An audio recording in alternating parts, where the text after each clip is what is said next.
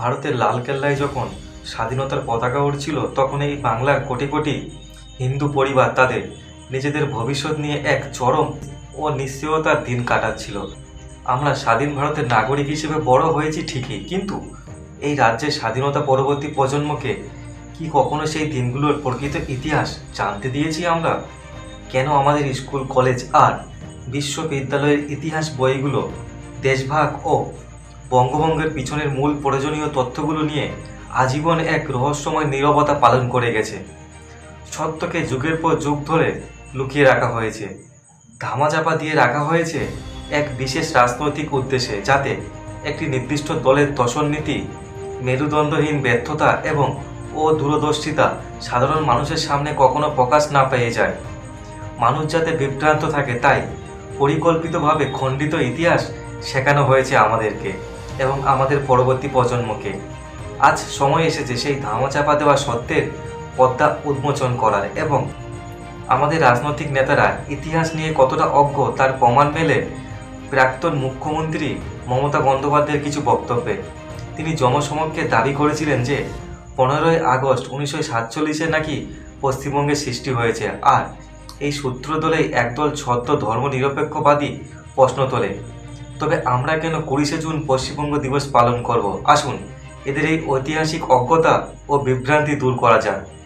এটা ঠিক যে 15ই আগস্ট প্রশাসনিকভাবে দেশভাগের পর নতুন রাজ্য হিসেবে মানচিত্রে পশ্চিমবঙ্গের যাত্রা শুরু হয়েছিল, কিন্তু একটা রাজ্য তো হঠাৎ করে আকাশ থেকে পড়ে না, তার পিছনে থাকে রাজনৈতিক ও আইনি সিদ্ধান্ত।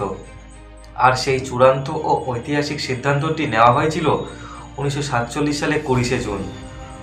তৎকালীন বঙ্গীয় প্রাদেশিক আইনসভায় আনা 3টি সুনির্দিষ্ট প্রস্তাব পাসের মাধ্যমে 20শে জুনের সেই ভোটাভুটি না হলে আজকে যে মাটিতে দাঁড়িয়ে আমরা কথা বলছি তা ভারতের অংশই থাকতো না, সেটি পাকিস্তানের অংশ থাকতো। আজ 20শে জুন, তাই 20শে জুন হলো হিন্দু বাঙালির অস্তিত্বের রক্ষার লড়াইয়ের গুরুত্বপূর্ণ একটি দিন। পশ্চিমবঙ্গের আসল জন্মতিথি এই 20শে জুন। আজ একদল বামপন্থী, কমিউনিস্ট এবং তথাকথিত ধর্মনিরপেক্ষ কুচক্রী সাধারণ মানুষকে বিভ্রান্তি করতে একটা নোংরা অপপ্রচার চালায়। তারা বলে বিধানসভায় মুসলমান সদস্যরা নাকি বাংলা ভাগ করতে চাননি, হিন্দুরাই নাকি উপাসনা পদ্ধতির ভিত্তিতে বা ধর্মের ভিত্তিতে বাংলা ভাগ করার জন্য দায়ী। এই মিথ্যাচারের জবাব দিতে গেলে আমাদের 1946 সালে প্রাদেশিক আইনসভায় আসল পরিসংখ্যানের দিকে তাকাতে হবে, যা আজ সাধারণ মানুষের চোখ থেকে লুকিয়ে রাখা হয়েছে। তৎকালীন প্রাদেশিক আইনসভা 1946 সালে আসন বিন্যাস ছিল ঠিক এই রকম। মোট আসন সংখ্যা ছিল 250টি। তার মধ্যে মুসলিম লীগের আসন ছিল 114টি, ভারতীয় জাতীয় কংগ্রেসের আসন ছিল 86টি, ইউরোপীয় সদস্যের আসন ছিল 25টি এবং নির্দলের আসন ছিল 14টি, এবং অন্যান্য হিন্দু ও মুসলমানদের ছিল 21টি আসন। হিন্দু মহাসভা ছিল 2টি আসন, সিপিআইএম এর আসন ছিল 2টি। এই আইনসভার কাঠামোটি ভালো করে লক্ষ্য করুন। 1946 সালের 20শে জুন যখন বঙ্গীয় আইনসভার সদস্যরা মিলিত হলেন, তখন পরিকল্পনা অনুযায়ী সমগ্র হাউসকে নিয়ে গঠিত যৌথ অধিবেশনে প্রথম ভোটটি দেওয়া হয়েছিল। প্রস্তাবটি ছিল অত্যন্ত স্পষ্ট। অবিভক্ত বাংলা কোন দিকে যাবে? ভারতের সাথে থাকবে নাকি নবগঠিত পাকিস্তানের সাথে যুক্ত হবে অবিভক্ত বাংলা? সেই যৌথ অধিবেশনে মুসলিম লীগের মুসলিম সদস্যরা একজোট হয়ে ভোট দিলেন। ফলাফল কি হলো? 126টি ভোট পড়ল ভারতের বিরুদ্ধে, অর্থাৎ পাকিস্তানের পক্ষে, আর 90টি ভোট পড়ল ভারতের সাথে থাকার পক্ষে, অর্থাৎ সংখ্যাগরিষ্ঠতার জোরে অবিভক্ত বাংলা বিধানসভা সেদিন পুরো বঙ্গপ্রদেশকে পাকিস্তানের অন্তর্ভুক্তি করার প্রস্তাব পাশ করে দিয়েছিল। এখন আপনারাই বিচার করুন, ধর্মের ভিত্তিতে দেশভাগ বা পাকিস্তান গঠনের পক্ষে প্রথম ভোটটি কারা দিয়েছিল? মুসলিম সদস্যরা প্রথম প্রস্তাবেই পুরো বাংলাকে পাকিস্তানের সঙ্গে যুক্ত করার রায় দিয়েছিল। যদি সেই প্রস্তাবটি চূড়ান্ত হতো, তবে আজ বর্তমানের এই পশ্চিমবঙ্গের কোটি কোটি বাঙালি হিন্দুর কি অবস্থা হতো? তাদের কি পাকিস্তানে তিলে তুলে মরতে হতো না? এই চরম সংকটের মুখে দাঁড়িয়ে পরিকল্পনা অনুযায়ী আইনসভাকে 2টি ভাগে বিভক্ত করা হয়। পূর্ববঙ্গে, যা বর্তমানে বাংলাদেশের মুসলিম সংখ্যাগরিষ্ঠ এলাকার সদস্যরা আলাদা অধিবেশন বসে এবং তৎকালীন পূর্ববঙ্গ, যা বর্তমানে বাংলাদেশ নামে পরিচিত, সেখানকার মুসলিম সংখ্যাগরিষ্ঠ এলাকার সদস্যরা আলাদা অধিবেশন বসিয়ে 106-35 ভোটে বাংলা ভাগের বিরুদ্ধে এবং পাকিস্তানে যোগদানের পক্ষে ভোট দিয়েছিল। আর আমাদের পশ্চিমবঙ্গের হিন্দু সংখ্যাগরিষ্ঠ এলাকায় সদস্যরা আরেকটি পৃথক অধিবেশনের আয়োজন করে। সেখানে 58-21 ভোটে ঐতিহাসিক বঙ্গভঙ্গ অর্থাৎ আলাদা পশ্চিমবঙ্গ গঠনের প্রস্তাব পাশ করা হয়।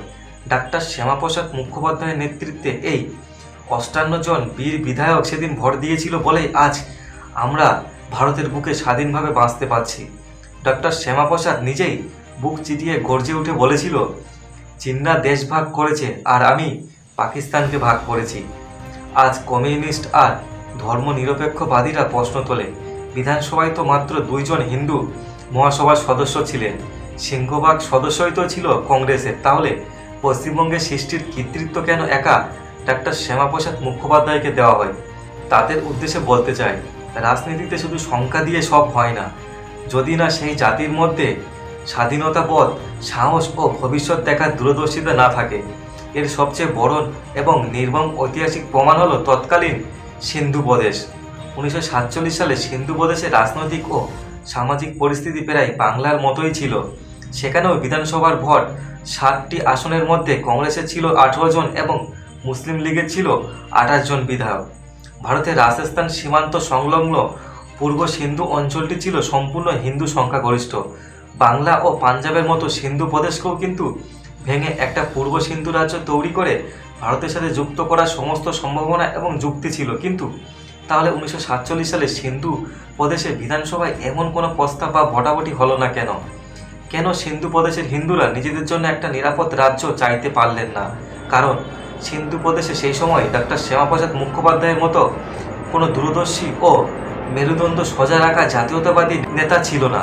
তৎকালীন সর্বভারতীয় কংগ্রেসের সভাপতি জে.বি. কৃপালিনী নিজে একজন সিন্ধু নেতা হয়েও কংগ্রেসের 18 জন সিন্ধু বিধায়ক তার মুখের দিকে তাকিয়ে ভরসা করে বসেছিল যে সভাপতি যেহেতু তাদের নিজেদের মানুষ, তিনি নিশ্চয়ই সিন্ধু প্রদেশের হিন্দুদের স্বার্থ রক্ষা করবেন। কিন্তু জে.বি. কৃপালিনী এবং কংগ্রেস নেতৃত্ব তাদের অলৌকিক মেকি ও ধর্মনিরপেক্ষতার আফিম খেয়ে ঝিমাচ্ছিল। তারা হিন্দুদের জন্য আলাদা রাজ্যের দাবি তোলার সাহসই দেখাননি। এর ফল কি হয়েছিল তা আজ গোটা দেশ জানে। 15ই আগস্টের পর যখন জে.বি. কৃপালিনী বুঝতে পারলেন যে কত বড় ঐতিহাসিক ভুল তিনি করেছেন, তখন তিনি দেশ বিভাগে নিজের অসম্মতি জানিয়ে লোক দেখানো ক্ষোভে কংগ্রেসের সভাপতি পদ থেকে ইস্তফা দেন। কিন্তু ততক্ষণে অনেক দেরি হয়ে গেছে। আপনার এই পদ থেকে সিন্ধু প্রদেশের হিন্দুদের কী লাভ হলো? গুরুত্বপূর্ণ পদে বসে যারা নিজেদের জাতির এই সর্বনাশ ডেকে আনে তাকে ভুল বলা যায় না। তা আসলে এক ঐতিহাসিক অপরাধ। দেশভাগের ঠিক পরপরই সিন্ধু প্রদেশের জনবিন্যাস সম্পূর্ণ বদলে দেওয়া হলো। করাচি শহরে জেহাদিদের তাণ্ডবে একদিনে 400-র বেশি নিরীহ শিখ ও হিন্দুকে নৃশংসভাবে হত্যা করা হলো। নিরাপত্তার অভাবে সিন্ধু প্রদেশের হিন্দুরা নিজেদের মাতৃভূমি ছেড়ে উদ্বাস্তু হয়ে ভারতের বিভিন্ন রাজ্যে যত্রতত্র ছড়িয়ে পড়তে বাধ্য হলো। যে সিন্ধু প্রদেশে হিন্দুদের জনসংখ্যা ছিল 30%, সেখানে আজ তা কমতে কমতে মাত্র 9%তে এসে ঠেকেছে, যারা প্রতিনিয়ত অমানবিক অত্যাচার সহ্য করে বেঁচে আছে। ডাক্তার শ্যামাপ্রসাদ মুখোপাধ্যায় তৎকালীন বা আজকে বর্তমানের পশ্চিমবঙ্গের হিন্দুদের ক্ষেত্রেও এই একই নির্মম ভবিষ্যৎ দেখতে পেয়েছিলেন। তিনি জানতেন কংগ্রেসের কেন্দ্রীয় নেতৃত্বের ওপর ভরসা করে বসে থাকলে বাঙালি হিন্দুদেরও সিন্ধু প্রদেশের মতো বেহাল দশা হবে। তাই তিনি ঘরে বসে না থেকে সরাসরি ময়দানে নামলেন। তিনি পশ্চিমবঙ্গের সমর্থনে প্রথম ঐতিহাসিক জনসভাটি করেন তারকেশ্বরে। তার সেই ডাক দলমত নির্বিশেষে কংগ্রেসের সাধারণ কর্মী এবং আমজনতার মনে আগুন জ্বালিয়ে দিয়েছিল। সাধারণ হিন্দু বাঙালিরা বুঝতে পেরেছিল যে এটাই তাদের অস্তিত্বের শেষ লড়াই। চারিদিকে সভা সমিতি হতে শুরু করলো। জনমতের এমন এক প্রবল চাপ তৈরি হলো যে কংগ্রেসের সাধারণ হিন্দু বাঙালিরা তাদের নিজেদের বিধায়কদের চিঠি দিতে বাধ্য করলো যেন তারা দলের তোষণকারী কেন্দ্রীয় নীতি উপেক্ষা করে আইনসভায় বাংলা ভাগের পক্ষে ভোট দেয়।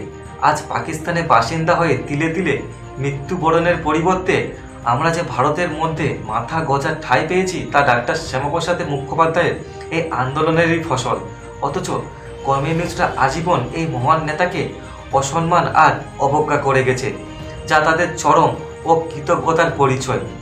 ছদ্মবেশী ধর্মনিরপেক্ষতার বিষাক্ত ট্র্যাডিশন ইতিহাস ঘাঁটলে দেখা যায় সেই সময় কংগ্রেসের শরৎচন্দ্র বসু এবং কৃষক প্রজা পার্টি, যা পরে মুসলিম লীগের সাথে হাত মেলায় নেতা ফজলুল হকরা মিলে এটা স্বাধীন যুক্তবঙ্গ বা যৌথ বাংলার মায়াবী প্রস্তাব এনেছিলেন। ডাক্তার শ্যামাপ্রসাদ মুখোপাধ্যায় অত্যন্ত দৃঢ়তার সাথে সেই প্রস্তাব প্রত্যাখ্যান করেছিলেন। আজ তথাকথিত প্রগতিশীলরা প্রশ্ন তোলে, এই শ্যামাপ্রসাদের সেই প্রত্যাখ্যান কি ঠিক ছিল? এই প্রশ্নের উত্তর পেতে হলে আমাদের আবার সেই সিন্ধু প্রদেশের দিকেই তাকাতে হবে। সিন্ধু প্রদেশের তৎকালীন হিন্দুরা তো আলাদা কোনো রাজ্যের দাবি তোলেনি, তারা মুসলমানদের সাথে একসাথেই থাকতে চেয়েছিল।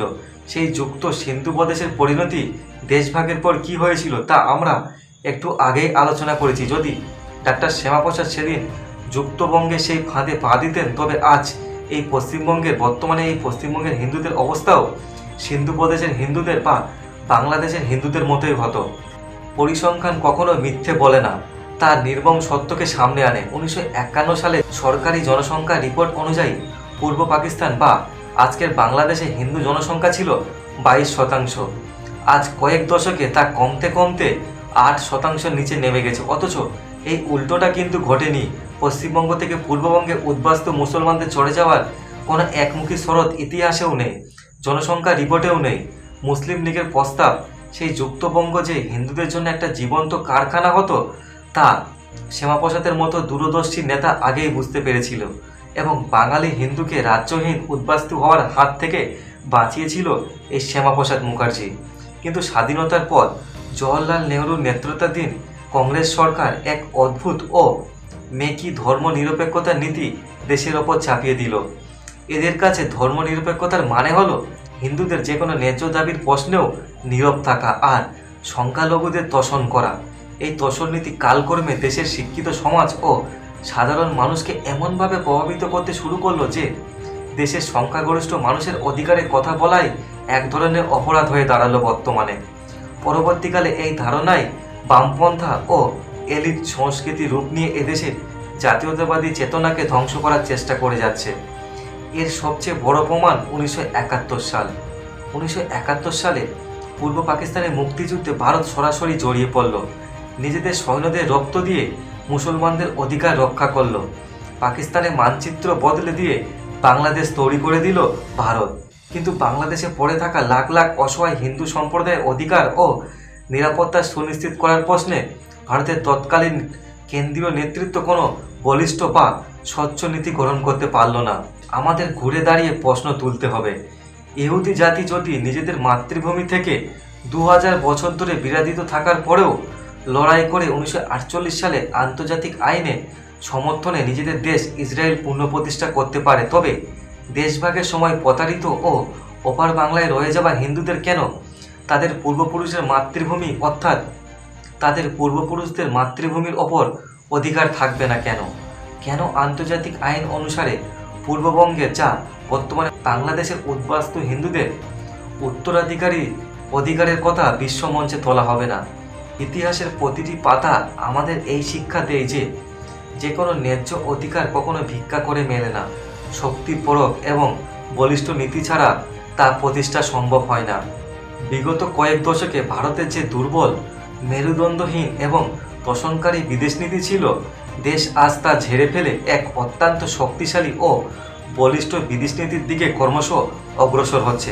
আজ তাই পাক অধিকৃত কাশ্মীরের পাশাপাশি আগামী দিনে এই ঐতিহাসিক ভুলগুলো সংশোধন করার জন্য এবং হিন্দুদের হারিয়ে যাওয়া অধিকার ও গৌরব ফিরিয়ে আনার জন্য ভারত সরকারের পক্ষ থেকে এক নতুন ও বৈপ্লবিক চিন্তাভাবনার প্রত্যাশা প্রতিটি দেশপ্রেমিক নাগরিকের জনমানবে ঘনীভূত হচ্ছে।